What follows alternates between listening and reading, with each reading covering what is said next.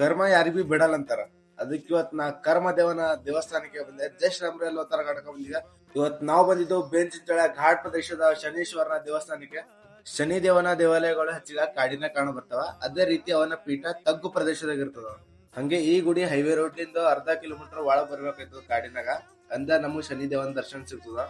ಇದು ಗುಡಿ ಕಾಡಿನಾಗ ಇದ್ದ ಕಡೆಯಿಂದ ನೀವು 4 ವೀಲರ್ ಇದರಲ್ಲಿ ಟರ್ನಿಂಗ್ ಜಾಗ ಇಲ್ಲ. 2 ವೀಲರ್ ಮಸ್ತ್ ಸರಿ ಗುಡಿ ತನ ಹೋಯ್ತದ ಗಾಡಿ.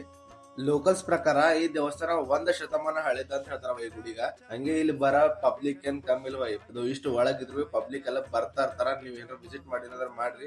ಶನಿ ದೇವನ ಬಗ್ಗೆ ಹೇಳ್ಬೇಕಂದ್ರ ಶನಿ ದೇವನ ವಾಹನ ಕಾಗೆ ಇರ್ತದ. ಶನಿ ದೇವ ಸೂರ್ಯ ದೇವನ 2ನೇ ಹೆಂಡತಿ ಛಾಯಾದೇವಿಯ ಪುತ್ರ ಆಗಿರ್ತಾರ. ಹಂಗೆ ದೇವರ ದೇವ ಮಹಾದೇವರ ಅತ್ಯಂತ ದೊಡ್ಡ ಭಕ್ತ ಸಹ ಆಗಿರ್ತಾರ. ಅದೇ ರೀತಿ ಶಿವನಿಂದ ವರ ಸಿಕ್ಕಿದಿರ್ತದ. ಎಲ್ಲರ ಕರ್ಮದ ಪ್ರತಿಫಲ ನೀಡ್ಬೇಕ್ರಿ ಅಂತ. ಹಂಗೆ ಶಿವಲಿಂದ ಮತ್ತೊಂದ್ ವರ ಸಿಗ್ತದ. ಸೌರ್ಯ ಮಂಡಲದಾಗ ಶನಿ ಗ್ರಹ ಆಗಿ ಕಾರ್ಯನಿರ್ವಹಿಸ್ಬೇಕಂತ ಹೇಳ್ತಾರ. ಆ ಆಜ್ಞೆಯ ಕಟ್ಟುನಿಟ್ಟಾಗಿ ಶನಿ ದೇವರು ಪಾಲನೆ ಮಾಡ್ತಾರ. ಯಾರ ಪಾಪ ಕರ್ಮಗಳು ಮಾಡಿದ್ರೆ ಶನಿ ದೇವರ ವಕ್ರ ದೃಷ್ಟಿ ಅವ್ರ ಮ್ಯಾಗ ಹೋಗ್ತದ. ಅವರ ಅವನತಿಯಲ್ಲಿಂದ ಚಾಲು ಇರ್ತದ. ನಿಮಗೆ ಏನ್ರ ಶನಿ ದೇವ್ರದ್ದು ವಕ್ರ ದೃಷ್ಟಿ ಬಿದ್ದಿತ್ತಂದ್ರ ನೀವು ಹನುಮಾನ್ ದೇವ್ರಿಗೆ ನೆನ್ಸ್ಕೊರಿ. ಯಾಕಂದ್ರ ಲಂಕೆ ಒಳಗ ರಾವಣ ಎಲ್ಲಾ ಗ್ರಹಗಳಿಗೆ ಕಾಲ ಹಾಕೊಂಡು ತುಳಿತಾ ಇರ್ತಾರ ಬೈ. ಅದೇ ಟೈಮ್ನಾಗ ಹನುಮಂತರ್ ಹೋಗಿ ಎಲ್ಲಾ ಗ್ರಹಗಳಿಗೆ ಬಿಡಿಸ್ತಾರ. ಅದಕ್ ಪ್ರಸನ್ನವಾಗಿ ಹನುಮಂತರಿಗ ಶನಿದೇವ್ರ ಹೇಳ್ತಾರ, ನಿನ್ನ ಭಕ್ತರಿಗೆ ಯಾರಿಗಿನ ಸಮಸ್ಯೆ ಮಾಡಲ್ಲ.